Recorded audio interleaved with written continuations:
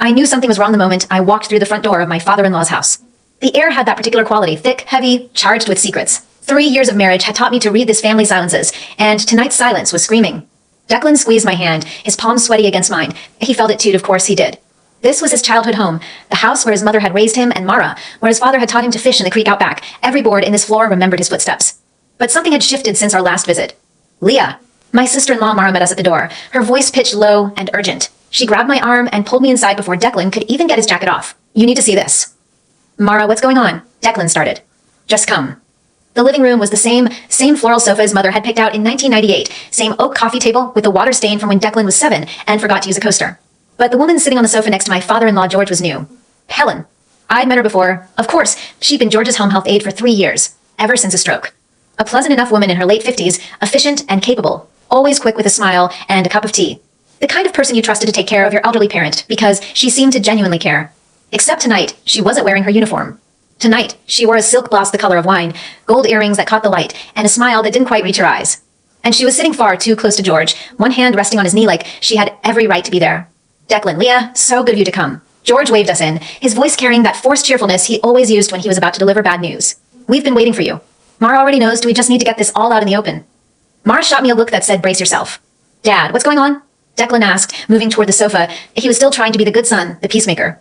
I'd seen him do this 100 times, de-escalate, smooth things over, pretend everything was fine until it exploded in our faces. Declan, sit down, son.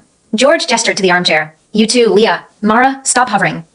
I stayed standing. Something about sitting felt like surrender.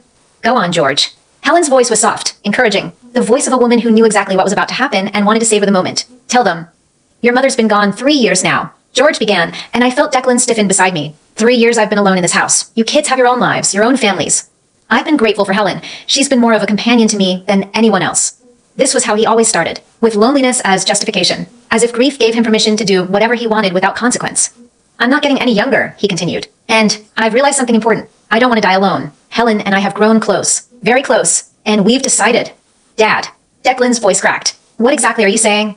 George reached over and took Helen's hand. She smiled, that same bland, practiced smile. We're getting married, son. Helen and I are going to get married. The words landed like a bomb. Mara's face went white. Declan stood frozen, his mouth opening and closing like a fish gasping for air. I watched Helen, really watched her. She was waiting. Her eyes darted to each of us in turn, cataloging reactions. When she got to me, there was something there, a flash of satisfaction, a barely concealed triumph. Like she'd already won and was just waiting for us to realize it. Dad, you can't be serious. Declan finally found his voice. You've known her for 3 years. 3 years. And she's been working for you. There's a power dynamic there. This is what? Helen's voice cut through, sharp and defensive. Gone was the soft, encouraging tone. Declan, I've cared for your father every single day. I've cooked his meals. I've held his hand during his PT sessions. I've been there when none of you could be bothered to visit. Don't you dare lecture me about what's appropriate. Visited? We visit once a month, Declan. Once a month you come by for an hour and then you leave. I'm here every day. I'm the one who knows when he's in pain. I'm the one who sits with him when he can't sleep. You can't just waltz in here and pretend you know what's best for him. She was good. I had to give her she turned the argument completely around, made herself the victim, made Declan the neglectful son. And George was eating it up, nodding along like she'd just delivered a profound truth.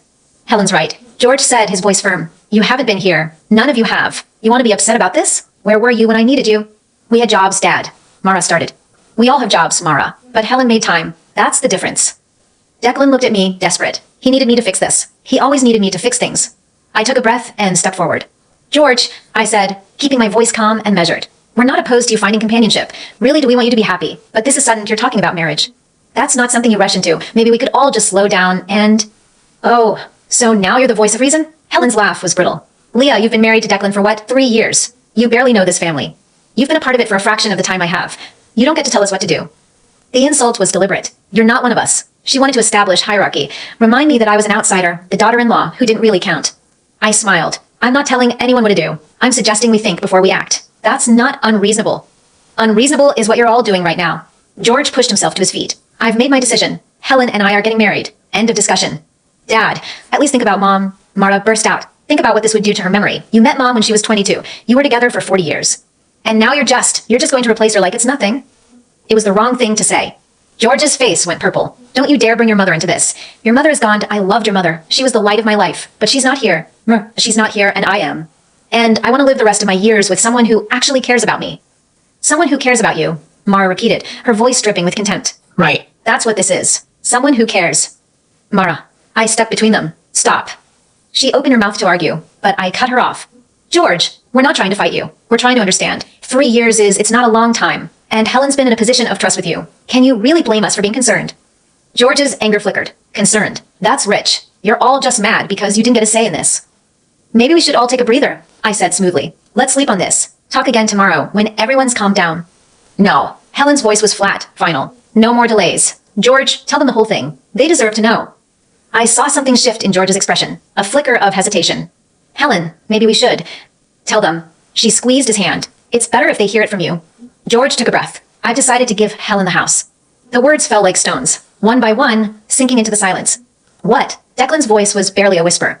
I'm putting the house in Helen's name as a wedding gift. She's been so good to me. I want her to have security. If something happens to me, I don't want her to have to worry about. A wedding gift, Mara repeated. You're giving Mom's house. The house she raised us in. The house she worked 30 years to pay off. You're just giving it away. It's not Mom's house, George snapped. It's my house. I'm the one who pays the taxes. I'm the one who signs the checks. I can do whatever I want with it. I stared at him, A.T. the man who'd taught Declan how to ride a bike, who'd shown me pictures of his wedding day, who'd cried at my wedding. The man who'd once told me that his home was the only thing he had left of his late wife. And here he was, handing it over to a woman we barely knew. Dad, you can't be serious, Declan said. We need time. We need to think about this. There are legal implications. There are... Declan. I put a hand on his arm. Not now. Not now. He stared at me. Leah, did you hear what he said? I heard, but we're not going to solve this by arguing. I turned back to George. Look, this is a huge decision. Can we at least agree to table it for a few weeks? Give everyone time to process. Helen's eyes narrowed. And what exactly would be different in a few weeks? Maybe nothing, I said. Maybe everything. But making major decisions under pressure is never a good idea. I think we can all agree on that. George looked at Helen. She gave an almost imperceptible shake of her head. I don't see the point in waiting, George said. I've made up my mind. Helen and I are going ahead with this, with or without your blessing.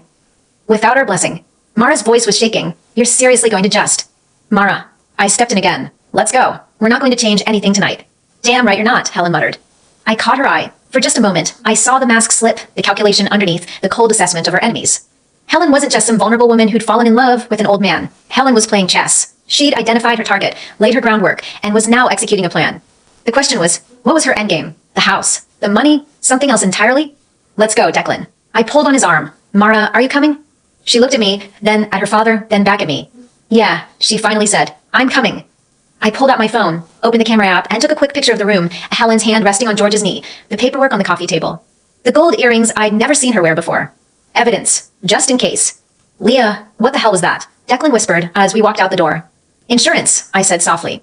The front door clicked shut behind us, sealing off the warmth and the tension and the betrayal. The air outside was cold and sharp, a November wind cutting through my jacket. I can't believe this. Declan's voice was hollow. He's going to marry her. He's going to give her Mom's house. And we can't stop it. We can stop it, I said quietly, but not by shouting. Mara looked at me. What are you thinking? I wasn't thinking yet. I was observing. Helen had been too confident tonight, too sure of herself. That level of certainty usually came from believing you'd already won. What made her so sure? She thinks she's outsmarted us. The thought surfaced unbidden. She thinks we're too stupid to see what's right in front of us. But I'd seen something tonight. That flicker of hesitation in George's eyes when he mentioned the house. Like there was something he wasn't telling us.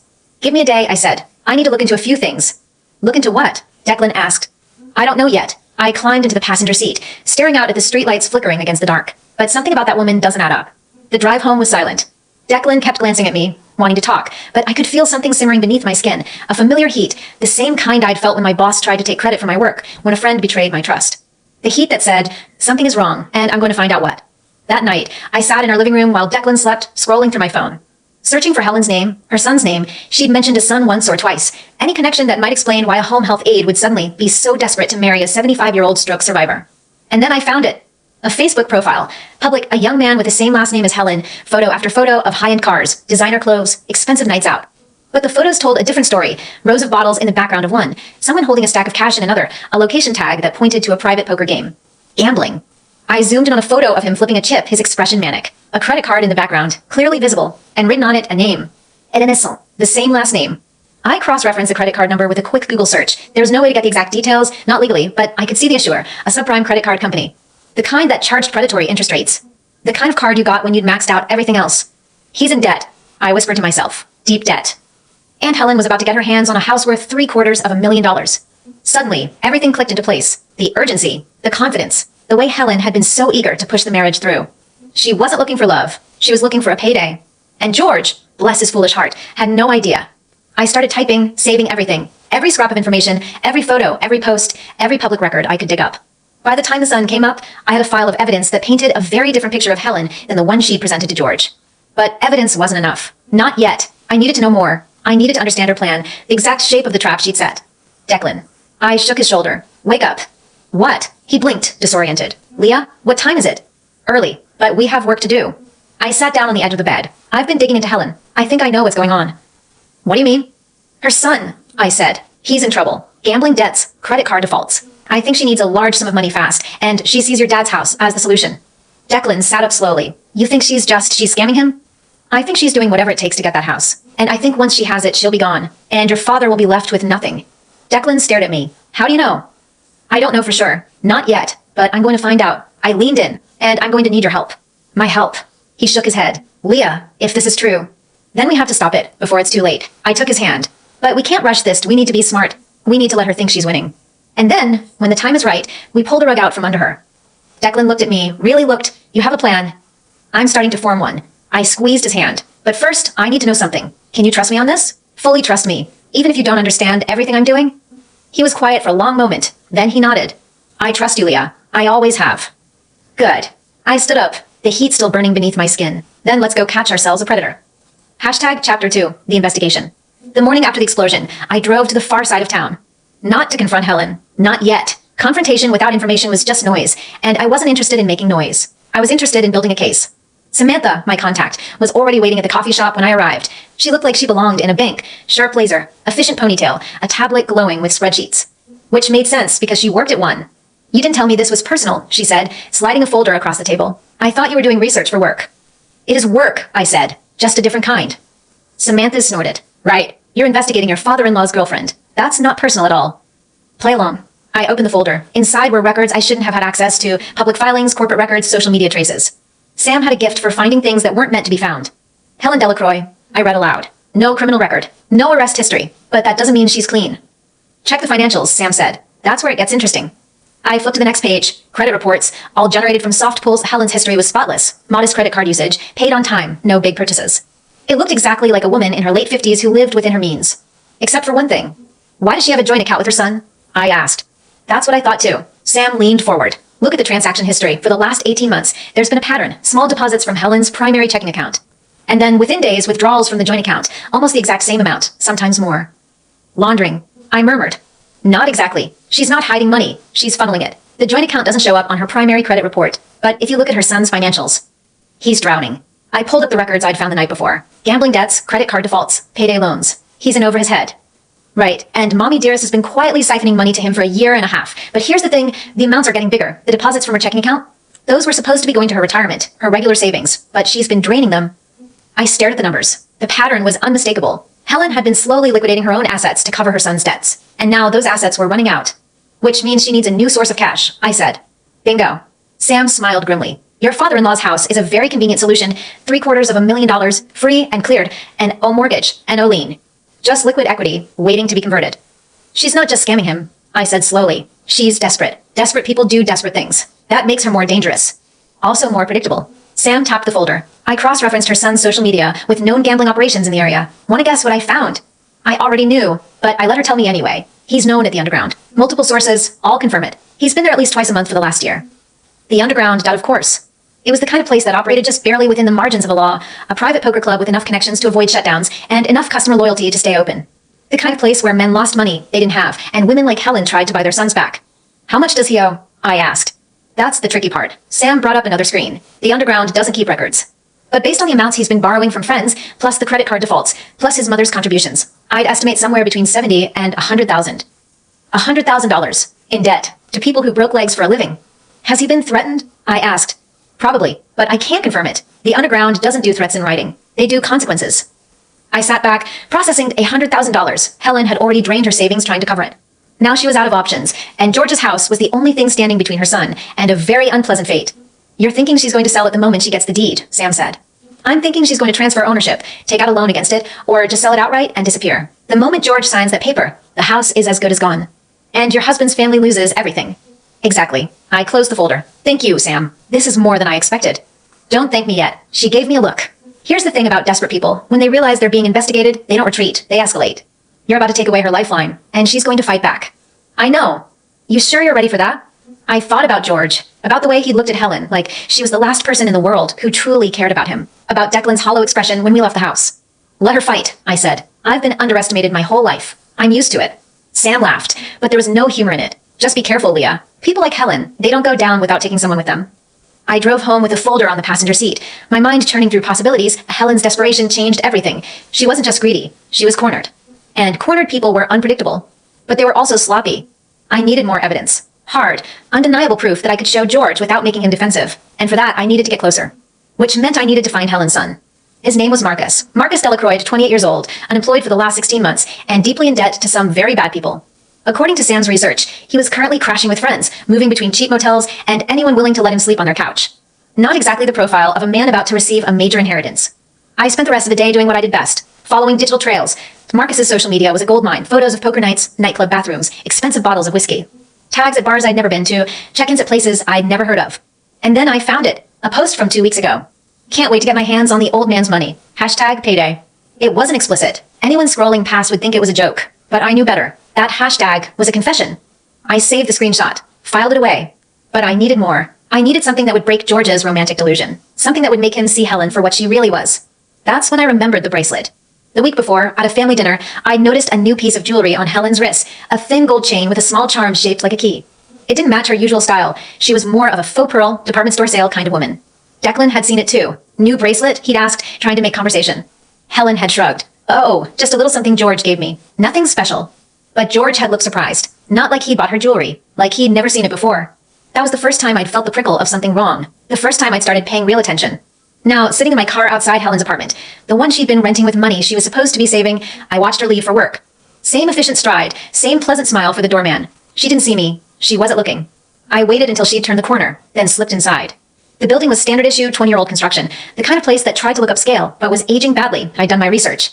Helen's unit was on the 4th floor, and her doorman was the kind of man who'd take a $20 bill to look the other way. Forgot my keys, I said, flashing a smile. She said I could pick up the mail? He barely glanced at me. 4th floor. Don't take long. I didn't. The apartment was surprisingly empty. Not sparse. It was fully furnished, but soulless. Like a hotel room waiting for its next occupant. Everything was clean, organized, and utterly impersonal. But there were things she hadn't hidden. A box of documents in the bedroom closet, unopened envelopes from collection agencies, a letter from a lawyer, pro bono, the letterhead said, regarding a court date for her son. And at the bottom of the box, a faded photograph. Helen and a young man, maybe early 20s, both of them laughing at a beach. The young man was tanned and healthy, his arms slung around his mother's shoulders like she was his best friend. I recognized him from the photos I'd found online. Marcus, before the debts, before the addiction, before everything went wrong. There was a caption on the back, written in Helen's neat handwriting. Marcus's graduation. I've never been so proud. He's going to do great things. A pang of sympathy hit me, sharp and unexpected. This wasn't just a predator. This was a mother who'd watched her child fall apart and had run out of ways to save him. But sympathy wasn't going to stop her from destroying George's family.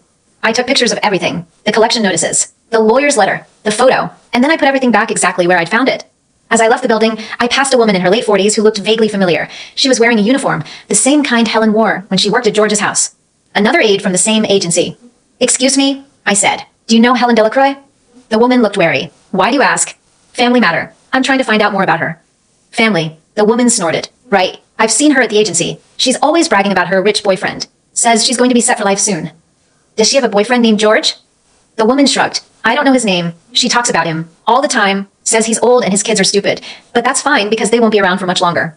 His kids are stupid. Declan and Mara dismissed like that. And George, reduced to a target. I'm not surprised, the woman added. She's always been like that. Everything's transactional with her. Everyone's either useful or a waste of air. Thank you, I said quietly. That's all I needed. I drove back to the house, my mind churning with what I'd found. Helen's desperation, her debt, her casual contempt for everyone around her. This wasn't just a scam, it was a lifeline. And I was about to cut it.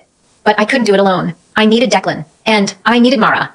Mara was already at the house when I arrived, pacing the living room like a caged animal. Tell me you found something, she demanded. Tell me you have proof. I laid everything out on the coffee table. The printed records, the screenshots, the photos of Helen's apartment, the conversation with the woman from the agency. Mara's face went through a fascinating series of expressions as she read. Disbelief, horror, and then rage. That bitch. That absolute. She's been playing dad for a fool this whole time. Not just playing him. I pointed to Marcus's post. She's been funneling money to her son for months. She's using dad to pay off his debts. Declan stared at the evidence. This is insane. He trusts her. He's going to marry her. And she's just been using him. I said, yes. Then we go to him tonight, Mara said. We show him all of this. We make him see. I shook my head. Not yet. What do you mean not yet? Mara's voice spiked. Leah, every day we wait, she's one day closer to getting what she wants. Exactly. I leaned forward. If we confront her now, she'll deny everything. She'll say we fabricated evidence, that we're making things up, and Dad will believe her because he wants to believe her. We need to make her reveal herself. Reveal herself how? I've been thinking about this all day. The trap had to be perfect, irrefutable, undeniable, and triggered by Helen's own actions. You're going to have to trust me, I said. Both of you. We're going to give her exactly what she wants. Declan's eyes went wide. Leah, you can't be serious. I'm completely serious. We're going to push the marriage forward. Encourage it. Make Dad think we're supportive. And then we're going to watch what she does. How is that supposed to help? Mara demanded. Because when people are confident, they get sloppy. They make mistakes. They stop covering their tracks. I looked at each of them in turn. We're going to give her enough rope to hang herself. And then we're going to record every single second. Mara was quiet for a long moment. Then she nodded slowly. You think you can pull this off? I know I can. I met her eyes. I've been underestimated my whole life, Mara. That's what makes me dangerous. Declan took my hand, his grip warm and steady. Whatever you need, I'm with you. But I'm warning you, Dad's not going to understand this. He's going to fight us every step of the way. Let him fight. I squeezed his hand back. I'm used to that too. The conversation with George was exactly as bad as we'd predicted. You're telling me you want me to marry her? He stared at us like we'd grown second heads. Leah, you were screaming at me 2 days ago. I wasn't screaming, I said mildly. I was expressing concern, but I've had time to think about it, and I realized I was being unfair. You deserve happiness. If Helen makes you happy, who am I to stand in the way? George blinked. You really mean that? I really do. I smiled. In fact, I think you should move forward with the wedding. No more delays. Get it scheduled. Get it done. We'll be there to support you. All of us. Mara, standing beside me, managed to nod without gritting her teeth. Yeah, Dad. We're behind you. Whatever you need. George was clearly confused but pleased. He couldn't quite trust the sudden change, but he wanted to believe it. And Helen, who'd been lurking in the doorway, looked like she'd just won the lottery. I'm so glad you've come around, she said, all warmth and bright-eyed relief. I was so worried we'd have a rift in the family. No rift, I said. We're one big, happy family. Her smile was a knife, hidden in velvet. That night, Declan found me in the study, staring at the wall. You're thinking about what comes next, he said quietly. I'm thinking about how to make sure she shows us exactly who she is. I turned to him. We need to accelerate things. Push the wedding up. Make her desperate enough to drop her guard. How desperate are we talking? The sooner the wedding, the sooner she thinks she has the house. And the sooner she thinks she's won, the sooner she'll stop being careful. Declan sat down across from me. Leah, I've been trying to figure out why you're so good at this. You think like a strategist. I laughed softly. I think like someone who's had to fight for everything she's ever had. My family wasn't like yours. They didn't have money or stability. They had expectations and not much else. And you learned to navigate it. I learned to survive it. I met his eyes. And I learned that sometimes the quiet ones are the most dangerous. Because we watch. We wait. And when the moment is right, we don't hesitate. I'm not hesitating, Declan said. I'm standing with you. I know. I leaned in and kissed him. That's why this is going to work. Because I'm with you. Because together, we're stronger than she is. And she doesn't know that yet. 3 days later, the engagement party was set. 3 weeks after that, the wedding. Helen was in a frenzy of preparation, her delight barely concealed. She'd been pushing George to finalize the deeds, to get everything signed before the ceremony. And George, caught up in the romance of it all, was going along with it. But there was something I hadn't shared with Declan or Mara. Something I discovered that changed everything. Helen's legal counsel, the lawyer she'd claimed drafted the documents, wasn't a real attorney. I checked the Bar Association records. No one by that name existed. Which meant the document Helen was having George sign were technically invalid. I'd been waiting for this moment. I'd known it would come. But now that it was here, I felt the weight of what I was about to do. The ball is in motion. I told Mara and Declan that evening. Now we wait. For what? For her to make a mistake. I looked at the wedding invitation on the counter. And she will, because she's about to think she's won, and winners don't watch their backs. I had one more card left to play. The evening of the engagement party, as guests arrived and champagne flowed, Helen made her move. She slipped into George's study with a briefcase, the kind that said business transaction instead of celebration. I watched from the hallway, hidden by shadows. George was already inside, looking confused but complacent. He was a man who'd been convinced that everyone wanted what was best for him, and now he was about to sign away everything. Just sign here, George, Helen said, her voice honey smooth. And here, and the final copy here. I waited until his pen touched the page. And then I knocked. The door swung open, and I stepped into the room, phone in hand, camera recording. George, I said gently, maybe before you sign anything, you'd like to see some photos I found. Helen's face went white. Photos of what? George demanded. Photos of Marcus. I held up my phone, Helen's son, and some interesting credit card statements that show exactly where your money has been going for the last 18 months. The room fell into a dead, waiting silence. Leah, what are you doing? Helen tried to laugh, but it came out brittle. I told you about Marcus. He's going through a hard time. There's nothing unusual about a mother helping her son. Helping him. I scrolled to the photo of the gambler's den, the one with Marcus holding cash and looking desperate, helping him pay off his debts he incurred at the underground. The place where he owes over $100,000 to people who break bones for a living. George stared at the screen. Helen. George, don't listen to her. Don't listen to me? I pulled up the transcript of the conversation I'd recorded. Listen to this instead. I pressed play. The audio was rough but unmistakable. Helen and Marcus arguing in his motel room. Marcus frantic about the collectors. Helen promising that the old man's house would solve everything. Marcus laughing and saying, just get him to sign it. Once we have the deed, we're gone. Gone, George repeated. You're going to leave. It was just talk, Helen stammered. He was upset. Is it though? I looked at the woman who tried to steal my family's legacy. Because I've got the documents, the fake lawyer, the forged signatures. Everything you've done to manipulate him into giving you what you want. Helen's face crumpled. George, you have to believe me. I love you. You love a house. George's voice was flat, devoid of all emotion. You love a house and a checkbook and the thought of never having to worry again. But you never loved me. That's not. Out. George stood up. Get out of this house. Get out of my sight. And if you ever try to contact me again, I will make sure the entire world knows exactly what you tried to do. Helen made one last attempt, grabbing his arm. George, please. He shook her off, then looked at me. Leah, can you call security? Already done. 2 minutes later, Helen was escorted from the house, her face a mess of tears and rage. George stood in the study, staring at the unsigned documents on his desk. I almost threw it all away, he whispered. For her. No, George. I put a hand on his shoulder. You almost made a mistake, but you didn't. That's what matters. He turned to me, eyes wet and glassy. Leah, thank you.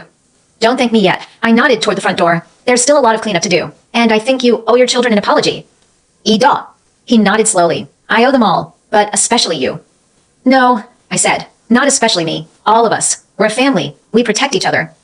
Outside, Declan was waiting. Did it work? It worked. I took his hand. We have the house. We have the family. And Helen is out of the picture for good. And Dad. He's going to need some time. I paused. But he'll be okay, because this time he knows who his real family is. Declan pulled me into a hug. You are terrifying when you want to be. I'm not terrifying, I said. I'm just tired of being underestimated. And I meant it. Because in that moment, I understood something I'd always known but never fully accepted. Family wasn't about blood or loyalty or obligation. IT was about showing up. About protecting each other, even when it was messy and complicated and the path wasn't clear. Helen had tried to destroy that, but she'd failed. And now we could finally begin to rebuild. Hashtag Chapter 3, The Reckoning. The engagement party ended in chaos. Guests filtered out in whispers, casting sideways glances at the study where George sat alone, staring at the unsigned documents. Declan and Mara took turns making sure the last of the champagne was poured down the sink and the caterers were paid. I stayed in the study with George, not saying much, just being there. He didn't speak for almost an hour. Then, very quietly, he said, I loved your mother-in-law, more than anything. I know, I said. 40 years, we built this house together. We raised children in it. We had our fights, our reconciliations, our quiet evenings in front of the television. She was my best friend. And when she died, I thought I'd never feel that way again, that I'd never be loved like that again. Nobody can replace her, I said gently. I know that now. He laughed, but it was hollow. I convinced myself I was lonely, that I needed someone to fill the empty spaces. And Helen, she was there. She was always there. She made me feel wanted. Important, but it was all just. Transaction, I finished. Transaction. He nodded slowly. I was so desperate to be wanted that I ignored every sign, every instinct, every time I got told me something was wrong. I sat down across from him. George, you weren't stupid. You were trusting. And there's a difference. Is there? He looked at me, his eyes red and watery. Because right now, I feel like the biggest fool in the world. You were manipulated by someone who knew exactly what buttons to push. That doesn't make you foolish. It makes her a predator. He was quiet for a long moment, then softly. Thank you, Leah. You saved me from making the worst mistake of my life. I couldn't have done it without Declan and Mara, I said. And you were the one who stopped signing. At the last second, you hesitated. That took courage. I heard you knock. He shook his head. And I knew. I just knew something was wrong. That's why I didn't put pen to paper. We sat in silence for a while longer. Outside, I could hear Declan and Mara murmuring to each other, their voices low and weary. Then the doorbell rang. Who the hell is that at this hour? Mara muttered. We all looked at each other. The caterers had left. The guests were gone. And it was nearly midnight. I'll get it, Declan said. I followed him to the door, a knot of dread tightening in my stomach. When he opened it, Helen was standing on the porch. But she wasn't alone. Behind her stood a man I recognized from the photos, Marcus, her son, looking thinner and more haggard than in any of his social media posts. And behind him, 2 men in dark suits who radiated a kind of professional menace that made the hair on my arms stand up. George, Helen called out, her voice carrying through the foyer. You need to see this. We're not done talking. Declan stepped in front of the doorway. You need to leave. Now. I don't think so. Helen's voice was ice. I've got a proposition for your father. One he'd be wise to accept. George appeared behind us, his face pale. What do you want? Marcus's debts, Helen said flatly. I told you about them. They're not Justice's problem anymore. These men. She gestured to the suited figures. They're here to collect. And if I don't have the money by the end of the week, they'll do a lot worse than break his legs. I don't have your son's debts, George said. No, but you have a house. Helen's smile was venomous. Sign the deed over to me, and I'll take care of Marcus's debts myself, but I'll be out of your life for good. And oh more marriage, and oh more anything. Just clean, legal transfer, and I'm gone. And if I refuse, then Marcus gets what he deserves. And I tell everyone that you tried to take advantage of me, that you pressured me into a relationship, that you used your position as my employer to. Don't. The word came out of my mouth before I could stop it. Don't you dare threaten that. Helen's gaze shifted to me. Oh, the clever daughter-in-law. The one who thinks she's so smart. You may have won tonight's battle, but you haven't won the war. I'll destroy this family if I have to. I've got nothing left to lose. Then you'd better think again. I pulled out my phone and held up the screen, because while you were busy threatening George, I was recording every word. Every single one. And I've already sent it to 3 different people. Helen's face went white. You're lying. Am I? I tapped the screen. The upload is complete. Want to see the confirmation? She stared at me, her expression flickering between rage and disbelief. Behind her, Marcus shifted uneasily. The 2 men exchanged glances, their professional composure cracking. That's enough, Declan said firmly. You've got exactly 30 seconds to get off this property before I call the police.